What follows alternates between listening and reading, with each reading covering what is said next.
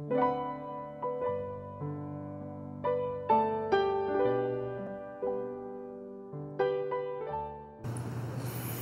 하나님, 정말 부족한 것 말씀 들고 다시 단에 섰습니다.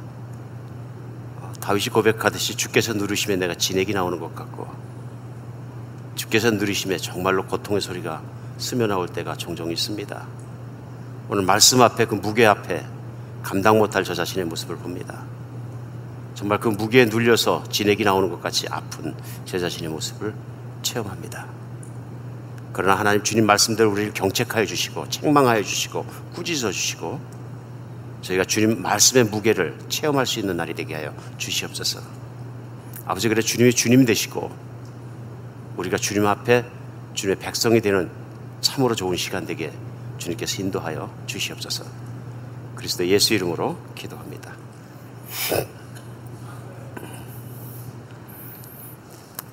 제가 텍사스 살 때 이사 갔는데 처음에 놀랐던 건 뭐냐면 참 새집이 많다. 벌판이라서 텍사스 달라스 같은 건 어찌 사나 더워서 그랬더니 그게 아니고 벽돌로 지은 새집들이 많아서 깜짝 놀랐습니다.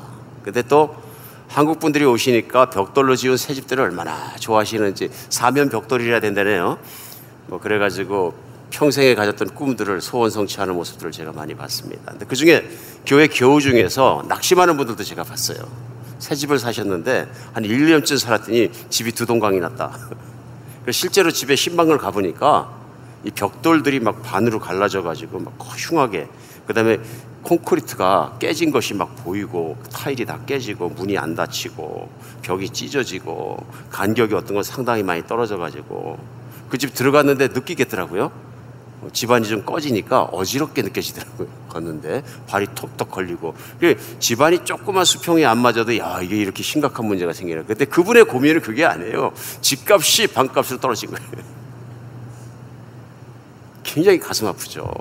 왜냐하면 막 정말 힘들게 일하면서 걷다 집을 사셨는데 집값이 반값으로 떨어지면 얼마나 가슴이 아프겠어요. 텍사스 같은 경우에는 종종 봤습니다. 제가 집을 짓고 흙을 잘 다져야 되는데 아마 건축하시는 분들이 제대로 안 다져주시니까, 문제는 뭐냐, 콘크리트를 그냥 치고 집을 져버리니까 무게를 움직이지 못해서 집안이 움직이면서 깨져버리는 것 같아요. 플로리다는 더 심각하다 그러네요. 플로리다는 아예 싱크홀이 있어가지고 집이 퍽 꺼져버린다 그러네. 그게 석회암 같은 집안 위에 올라가 있기 때문에 집이 갑자기 큰일 날 일이죠. 자다 보면 한 반 쑥 내려가 버리면 무슨 지하실도 아니고 다시 외칠 수도 없는 거고 망하는 거죠. 망합니다. 우리 인생살이가 그럴 경우가 있다, 많다, 그렇게 생각합니다. 성경에서 오늘 본문 말씀은 우리 예수님께서 인생살이가 그렇다 하고 말씀하십니다. 인생살이가 기초를 잘못 쌓으면, 집을 잘못 지으면 허사다, 사나 마나다. 사나 마나면 괜찮은데 망한다, 이렇게 말씀하십니다. 오늘은 특별히 여러분과 제가 오늘 본문 말씀 가지고 마태복음 7장 15절로 29절인데요. 반석 위에 지은 집이란 제목 가지고 말씀을 나누겠습니다. 오늘 이 말씀이 정말 하나님의 말씀의 능력으로 우리 인생이 반석 위에 지어지는 역사가 있었으면 좋겠습니다. 또 내 인생은 반석인가 아니면 모래인가 한번 알아보기도 하고요. 그리고 오늘 본문 말씀은 마태복음 7장 15절에서 예수님께서 이 말씀부터 시작하시는 것을 본문으로 잡았습니다. 15절에 거짓 선지자들을 삼가라. 양의 옷을 입고 너에게 나오나 속에는 노략질하는 일이라. 그들의 열매로 그들을 알지니 가시나무에서 포도를 또 엉겅퀴에서 무화과를 따겠느냐. 이와 같이 좋은 나무마다 아름다운 열매를 맺고 못된 나무가 나쁜 열매를 맺나니, 좋은 나무가 나쁜 열매를 맺을 수 없고 못된 나무가 아름다운 열매를 맺을 수 없더니라. 결론은 19절, 아름다운 열매를 맺지 아니하는 나무마다 찍혀 불에 던져지느니라 하고 말씀하시면서요, 마지막으로 20절에 이러므로 그들의 열매로 그들을 알리라 말씀하십니다. 이 말씀 우리가 익히 참 많이 알고 있습니다. 그래서 어떤 목사님이 실족하셨대. 그런 얘기가 들릴 때마다 목사 때문에 교회가 망해, 그러면서 막 얘기할 때가 너무 많은 것 같습니다. 그러면 대표적으로 나오는 말씀이 바로 이 말씀입니다. 우리 주님께서 너희가 선지자를 잘 분별하라. 하고 말씀하시는 것입니다. 그래서 우리가 평상시에도 늘 신앙생활을 살아가면서 자칫 잘못하면 내 자신의 모습을 돌아보기보다는 손가락질하기가 쉬운 것이 이것이 아닌가 싶습니다. 왜냐하면 아무래도 오늘 주님께서도 말씀하셨습니다마는 거짓 선지자들을 삼가란 말씀은 조심하라. 이 말씀은 세상에 거짓 선지자가 많다. 그런데 거짓 선지자를 분별할 책임을 오늘 이 말씀을 듣는 우리에게 주시는 겁니다. 그러니까 쉽게 생각하면 예수님 앞에 가서 예수님 죄송해요. 제가 그렇게 못 살았어요. 그러면서 저는 교회를 잘못 가서 그래요. 그럼 남의 탓하는 거죠 지금. 저는 목사를 잘못 만나서 그렇습니다. 소용없다 이런 얘기입니다. 왜냐하면 오늘 말씀은 주님이 이미 말씀하셨고 거짓 선지자들을 피하라 조심하라 삼가라 말씀하신 거예요. 그 말씀은 뭐냐면 잘 분별하라. 그 말씀 주시면서 오늘 주신 말씀은 하나밖에 없어요. 그게 뭡니까? 열매로 알아라 말씀하셨어요. 열매로 알아라. 그러면서 좋은 나무가 좋은 열매를 맺고 나쁜 나무가 나쁜 열매를 맺지 않느냐. 거짓 선지자가 어떠한 열매를 맺는 인생을 사는가 보라 하는 말씀입니다. 그런데 오늘 심각한 것은 뭐냐면 21절에 나더러 주여 주여 하는 자마다 다 천국에 들어갈 것이야. 다만 하늘에 계신 내 아버지 뜻대로 행하는 자라 들어가리라 하고 말씀하시면서 그날에 많은 사람들이 나더러 이르러 주여 주여 우리에게 주의 이름으로 선지자 노릇하지 않았습니까? 그렇죠? 내가 주의 이름으로 교회 리더를 하고 교회 설교자를 하고 교회 기적을 베풀고 능력을 베풀지 않았습니까? 구체적으로 주님께서 열거하십니다. 예수님의 이름으로 귀신을 쫓아내고 예수님의 이름으로 많은 능력을 행하지 않았습니까? 권능. 그렇죠? 치유도 하고 막 일어나는 거죠. 이 모든 것이 예수님의 이름으로 일어났고 많은 사람들을 사역을 했고 하나님의 이름으로 사역했지 않습니까? 23절의 결론은요. 그때 내가 저희에게 밝히 말하기를 내가 너희를 도무지 알지 못하니 불법을 행하는 자라 내게서 떠나가라. 떠나가라. 심각한 얘기입니다. 사실은 무서운 얘기입니다. 살이 부들부들 떨리는 얘기입니다. 이 하나님의 말씀 앞에서 예수님께서 왜 이 말씀을 전하셨고 왜 이 말씀이 중요한가를 내가 깨달으면 심각한 말씀이거든요. 물론 목회자에게 더 심각한 말씀입니다. 항상. 그래서 예수님께서 선생이 많이 대리하지 말라고 말씀하셨을 때 그렇죠? 왜냐하면 선생이 받아야 될 심판이 그만큼 크기 때문에 그렇습니다. 다른 말로 바꿔서 하면 선생이 이겨야 될 유혹이 그만큼 크다 그런 얘기입니다. 목사면 목사, 목회자면 목회자가 이겨야 될 시험이 그만큼 힘들다. 그냥 배우는 입장에서 사는 것보다 가르치는 입장에서 살아간다는 것이 얼마나 힘든 것인가 예수님께서 강조하신 것입니다. 고통스럽고 힘든 일이니까 오늘 화두에 말씀드리는데 막 진액이 나오는 것처럼 눌리는 것 같은 고통도 있어야 되고 왜냐하면 하나님 말씀이 사실은 무섭고 무거운 말씀일 때가 많거든요. 왜요? 내가 그렇게 살 수 없기 때문에. 오늘 선지자들을 얘기하면서 예수님이 대표적으로 말씀하신 건 뭐냐면 능력이에요. 엄청난 능력을 발휘하고 그 얘기는 뭐냐면 어마어마한 사역을 했다는 얘기예요 지금. 그럼 우리는 흔히 생각합니다. 오늘날도 어떤 열매가 무엇이냐 그 사람 열매를 분별하라 그러면 어떤 분들은 얘기합니다. 사역이 많이 일어나고 예수님의 역사하시는 능력이 일어나고 그러면 하나님께서 영권을 주셨기 때문에 하나님의 영광이 드러나고 사람들 가운데 드러나고 그래서 하나님도 좋으시고 사역자도 기쁘고 사람들도 기쁘고 누구도 좋고 다 좋지 않느냐 이렇게 얘기하기 쉽습니다. 그래서 그런 얘기 많이 들었어요. 우리 목사님의 영권이 대단하신 분이기 때문에 교회가 영역이 세서 그런 거 좋은 일이죠. 나쁜 일일 수는 없습니다. 근데 문제는 뭐냐면 주님께서 열매로 분별하라 하고 하신 말씀이에요. 열매로. 오늘 말씀을 계속 하시면서 이 말씀이 세상에 있는 선지자만 이렇게 다 혼날 거야 이렇게 말씀하셨으면 아무 문제가 없는데 이 말씀이 그러므로 하고 therefore 연결됩니다. 그리고 오늘 본문은 선지자에 관한 말씀에서 끝나지 않고 그 다음의 말씀으로 연결시켰습니다. 그래서 우리 주님께서 그러므로 하고 그 다음에 24절에 계속되는 말씀에 뭐라고 말씀하시면 누구든지 나의 이 말을 듣고 행하는 자는 그 집을 반석 위에 은 지혜로운 사람 같으니 비가 내리고 창수가 나고 바람이 불어 그 집이 부딪히되 무너지지 아니하니 이런 주추를 반석 위에 놓은 까닭이요. 나 이 말을 듣고 행하지 아니하는 자는 그 집을 모래 위에 지은 사람 같으니 비가 내리고 창수가 나고 바람이 불어 그 집에 부딪힘에 무너져 그 무너짐이 심하니라. 그러니까 선지자에 대한 말씀을 하시면서 거기에 대한 결론적으로 말씀하신 말씀이 그러므로에 나오는 예거든요. 그러니까 선지자의 열매에 대해서 말씀하시고 두 번째 말씀하시는 게 보통 사람들이 집 짓는 데 대해서 말씀하시면서 일반적으로 모든 신앙인들을 향해서 말씀하고 계시는 거예요. 그러니까 우리에게 말씀하고 계신 거죠. 선지자에게만 말씀하고 계신 게 아니고요. 그러니까 이런 말씀 나오면 그냥 큰 목사들 문제되니까 하고 하는 것은 내가 문제가 있는 거죠. 오늘 본문이요. 왜냐하면 다 마찬가지다 하는 말씀이죠. 똑같이 적용해야 될 말씀이 그러므로 어떤 사람은 인생을 사는데 집을 짓는 거에 비유하신 거예요. 집을 짓는데 큰 바위에 집을 짓기 때문에 아무리 홍수가 많이 나도 끄떡없다. 절대로 무너지지 않는다. 그렇겠죠? 그렇습니다. 바위가 없으니까 예전에 요즘 뭐 콘크리트 치고 막 짓습니다만 콘크리트 깨진다니까요. 근데 예전에 그 미국에서 유적지에 가보면은 나무 통나무를 켜가지고 진 집들이 아직 남아있는 게 뭐 150년, 200년 된 집들이 남아있는 거 들어가 보면은 저는 관심이 되게 많아요. 이상하게 어떻게 지었나, 어떤 공법을 썼나. 저는 뭐 아키텍트가 아닌데도 다 봅니다.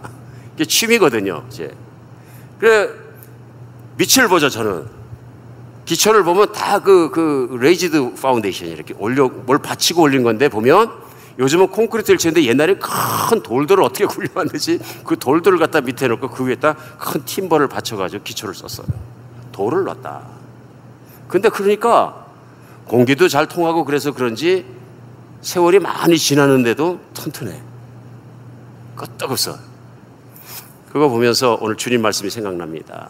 기초를 어떻게 놨느냐. 근데 만약에 바위돌을 놓고 기초를 해야 되는 데다가 흙을 놓고 대강 밟고 하든지 모래를 우리 주님처럼 이렇게 쌓아놓고 했다면 비가 많이 와서 물이 지나가면 어떻게 됩니까? 쑥쑥쑥쑥 내려가니까 집이 뭐 다 깨지고 무너지고 벌써 진즉 없어져 버렸다. 오늘 그 비유입니다.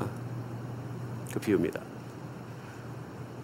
집을 반석 위에 지어야 되는 것처럼 절대로 집을 모래 위에 짓지 말라. 돌아가신 저희 아버님이 저에게 교훈처럼 말씀하신 제 마음에 박혀있는 중요한 말씀 세 가지 중에서 첫 번째는 술 취했을 때 중요한 결정하지 마라. 정신 나갔을 때 중요한 결정하지 마라. 평생을 술 취하시고 정치하고 그렇게 사시던 분이 그 상태에서 결심을 많이 했던 걸 평생 후회하셨어요. 과장되고 들뜨고 국가의 대사까지 헛된 생각을 할 때가 많다 말씀하시면서 하셨고, 두 번째는 집을 살 땐 저지대에 사지 마라. 그 말씀 왜 하셨는지 모르겠는데 항상 제 마음에 남아있어요.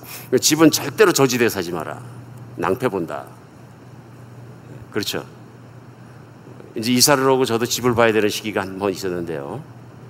집을 둘러보다 보니까 어떤 집을 갔는데 돈이 없는데 너무 싸게 나왔는데 통나무 집에다가 숲이 뒷마당에 있고 너무 아름답게 생겼어요. 이걸 안 사면 바보다. 시가의 반값도 안 되고 너무 관심이 있어가지고. 근데 조금 이상한 거예요. 그럼 왜 사람들이 빨리 안 샀을까? 알아보니까 이 홍수 지역에 있는 누군가 좋은 집을 프라존에 지어놓고 이미 홍수 피해를 한번 봤어. 그러니까 반값 이하로 훅 떨어져 버리니까 사람들이 아니까 안 사는 거죠. 그때 제가 알았어요. 아, 미국은 인터넷을 보면서 홍수 지역에 빨간표로 나오는데 집을 사면 절대로 안 되는 거구나. 여러분 모르는 분도 계셨죠? 집 살 때는 꼭 그걸 확인해보고 지적도를 떼보시고 거기 홍수 지역에 들어있는 거 확인해보고 사셔야 되는 거예요. 그렇죠?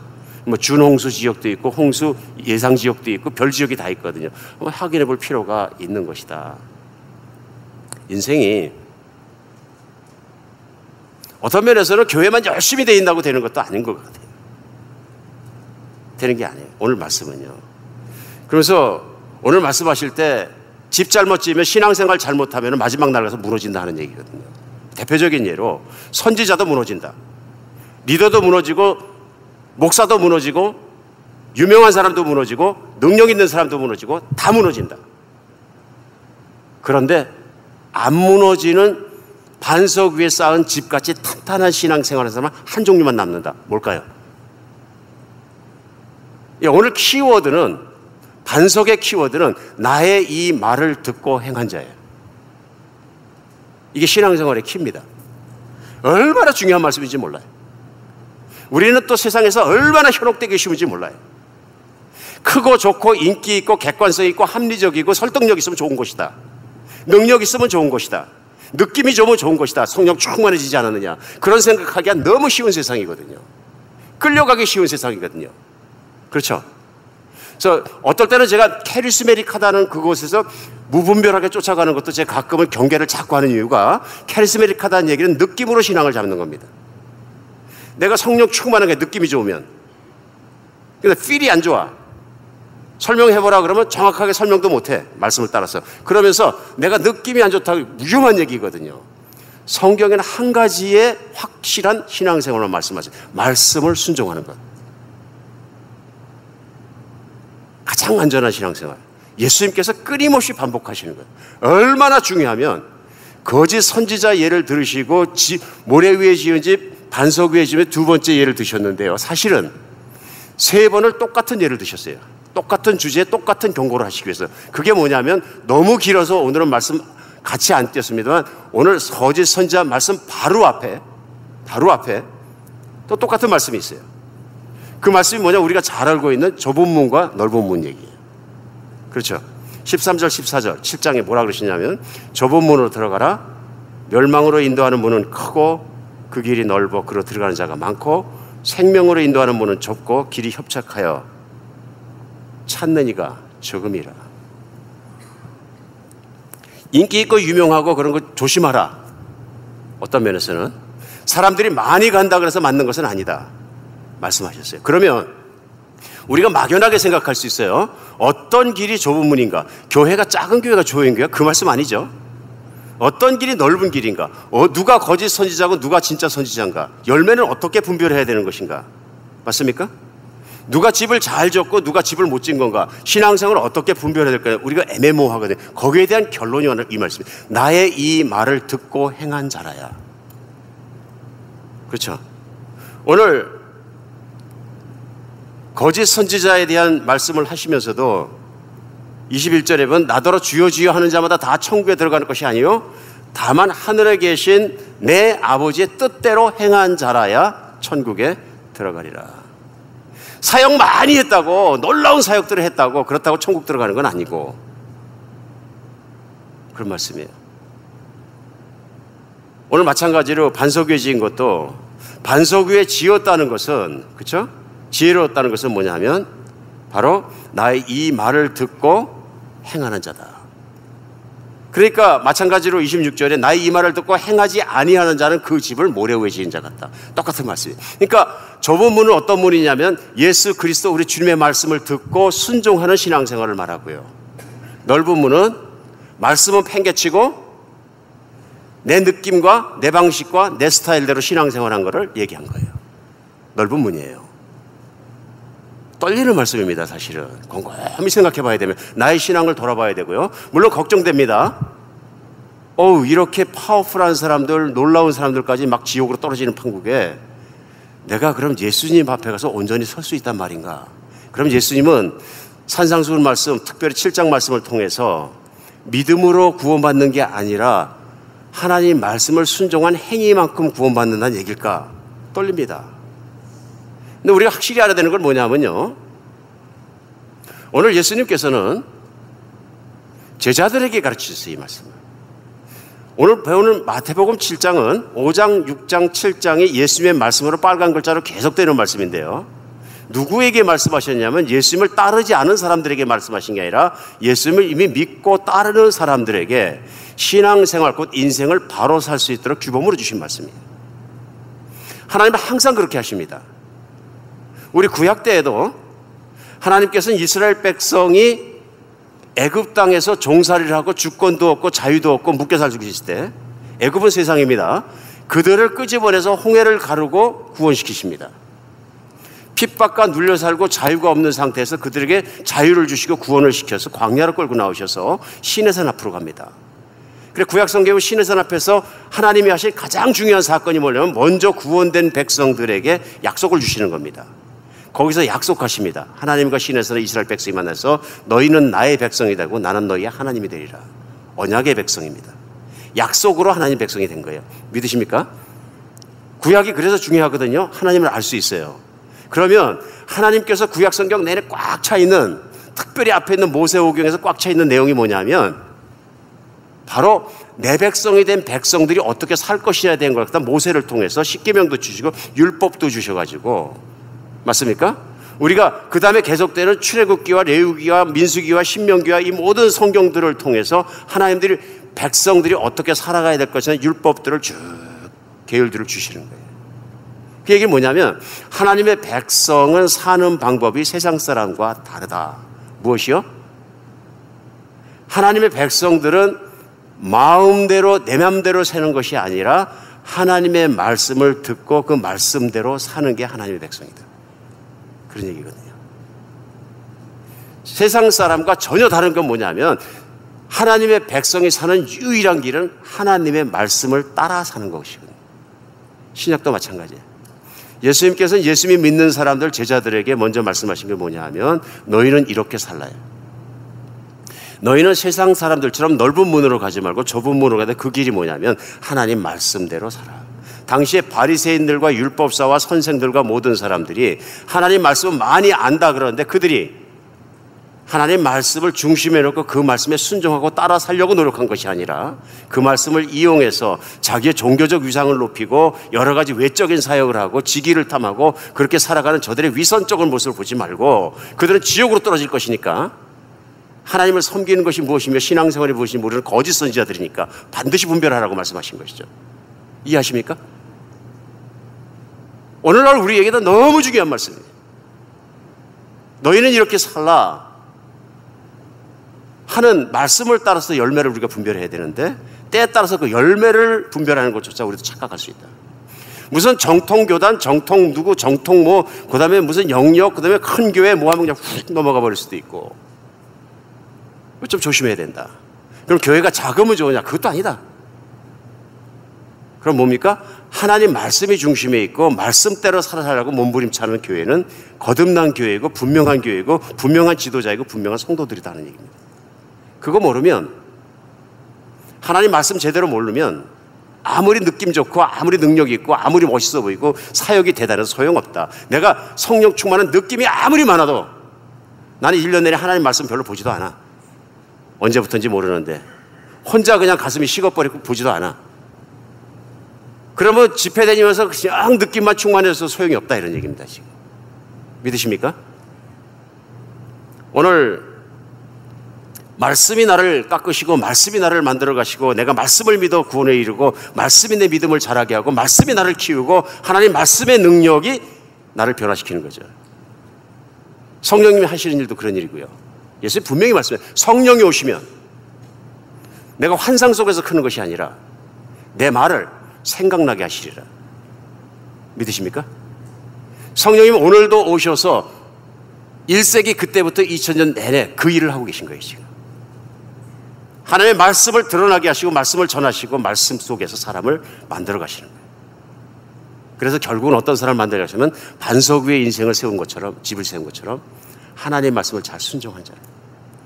성경 안에서 이 세상에 태어나서 한 인간이 최고의 복을 받고 누리고 하나님을 다 누릴 수 있는 유일한 방법 하나밖에 없습니다. 뭡니까? 예, 순종하는 거예요. 하나님 말씀 잘 듣고 순종하는 길 외에 어떤 길도 안 주셨어요.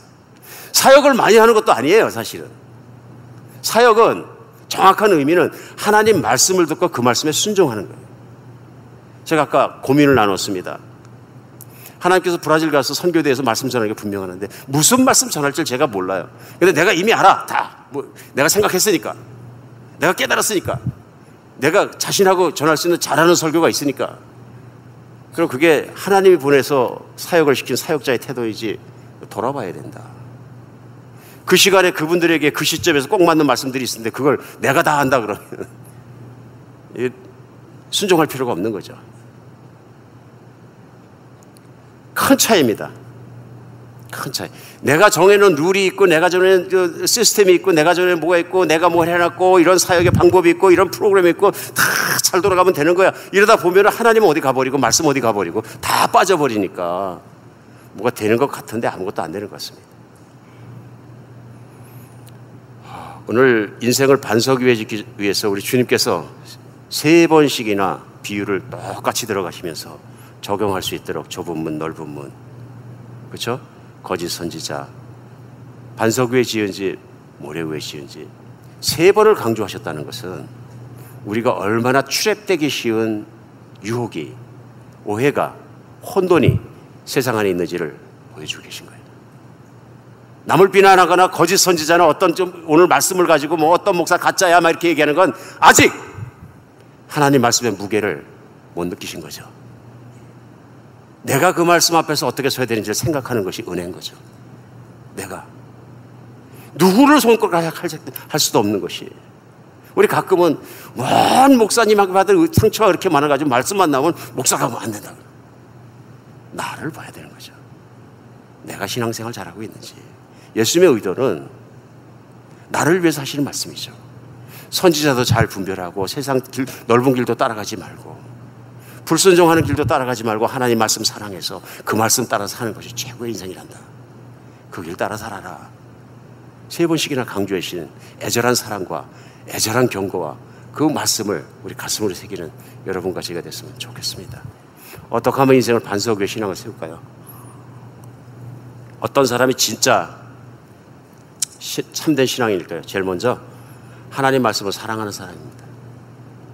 내가 얼마나 믿음이 있는지, 얼마나 진실한 신앙인인지, 또는 선생으로서 얼마나 진실한 선지자인지 목사인지 설교자인지 내 자신이 보려면 내가 얼마나 하나님 말씀을 사랑하는지 보면 됩니다.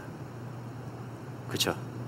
나는 하나님을 사랑합니다. 막 눈물을 흘리고 막 뛰고 찬양하고 막 그러는데 말씀은 안 봐. 말씀은 안 봐.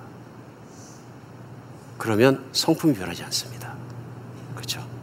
인생도 변하지 않습니다.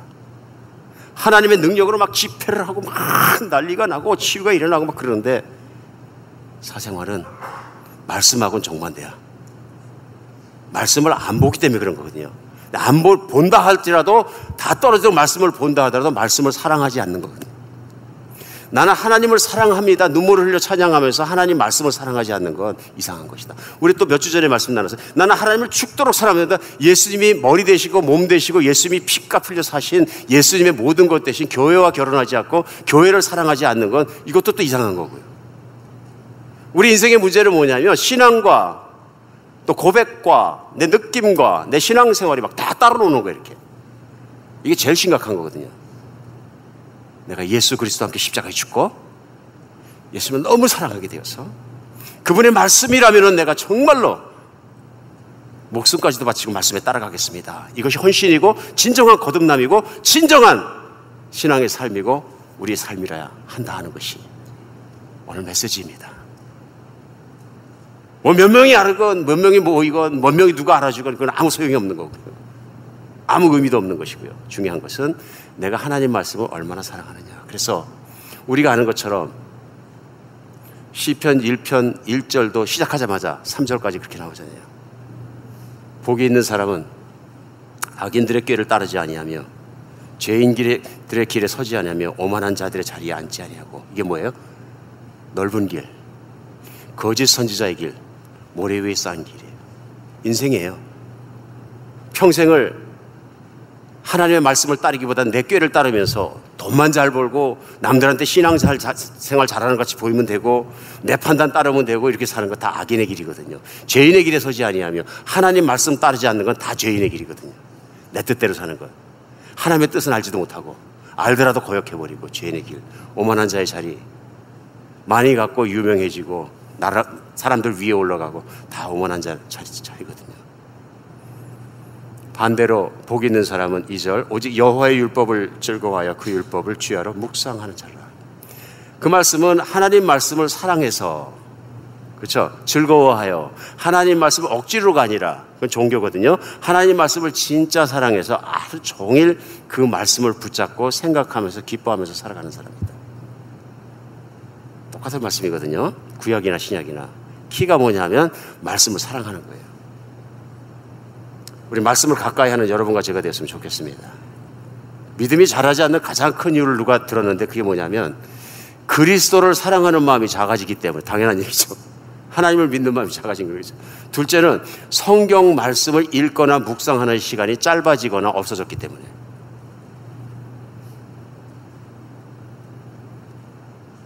셋째는 말씀을 듣는 시간을 소홀히 하기 때문에. 맞는 말씀이죠. 우리의 믿음은 말씀을 먹고 자랍니다. 맞죠? 로마서 말씀에 믿음은 들음으로 말미암고 들음은 그리스도의 말씀으로 말미암는 것이거든요. 그런데 내가 말씀을 내려놔버리면 아무것도 안 되는 거예요.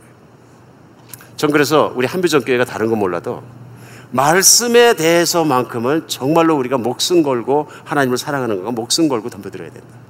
내 인생을 걸어야 된다. 말씀에 대한 것은. 그러니까 체험적으로 저는 금방 할 수 있어요. 목회하면서. 어떤 성도님들이 말씀을 늘 들으시는 분들이 있어요. 설교도 주일날 한 번만 딱 들고 어떤 분은 은혜 받았습니다. 그러면 이제 제가 이제 사실 물어봐야 돼. 은혜 받았다고 지난주에 그랬을 때 이번 주에는 설교 몇 번 들으셨습니까? 은혜 받았다는 얘기는 그 말씀을 사랑한다는 얘기거든요. 그럼 몇 번 들어야 돼? 한 번 듣고 만다. 3번은 들어야 된다. 5번 이상 들어야 된다. 몇 번이에요? 5번 이상 듣고 그 다음 주에 교회 오신 분들은 티가 나더라고요. 얼굴이 밝아요. 성령 충만한 은혜의 기운이 확 돌아요. 한 번 들은 사람은요, 잊어버렸어. 은혜를 받긴 받았는데, 듣는데 가슴으로 안 들으신 분은요, 비판해. 선생님이야 완전히. 뭐가 어쩌고 저쩌고 말이 많아. 나의 문제로 성령 충만 안 된 거 생각 안 해. 내가 태만한 거 생각 안 하고요. 뭐가 잘못됐고 뭐가 막 손가락질하기 시작해. 교만해진 거거든요.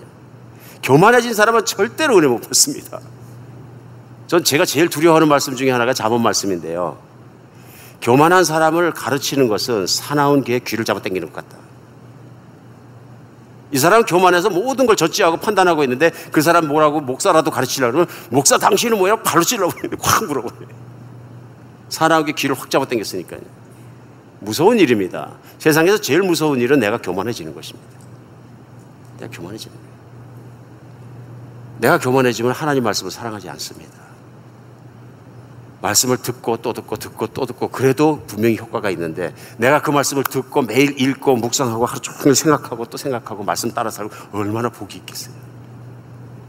우리 목장 모임 할 때마다 물론 목장이 전도도 하고 그런 일 다 합니다. 귀중한 일이죠. 그러나 제일 중요한 것은 말씀 붙잡고 목원들과 함께 묵상하고 나누고 살아가는 목장이 되었으면 좋겠습니다. 목자님부터 시작해서 진짜 목자가 되셔야 되니까 말씀 붙잡고 읽고 묵상하면서 나는 이런 은혜 받았습니다. 그럼 나누면 2배가 되거든요. 그렇죠? 또 우리 목원들도 말씀대로 사는 모습들이 보여지고 그러니까 삶을 나누는 것도 물론 예수님을 처음 믿는 분들은 그렇게 다 나는 말씀대로 이번 주에 살아서 힘들죠. 삶을 나누는 것도 이번 주에는 말씀대로 산다고 하다 보니인데 말씀에 이게 걸려서 힘들었어요. 그래야 같이 기도해주고 말씀대로 서로 격려하고 서로 살아가면서 전국적으로 우리 목원들이 전부 다 목장 전체가 천국으로 훅 들어가는 목장이 됐습니다. 그거 아세요?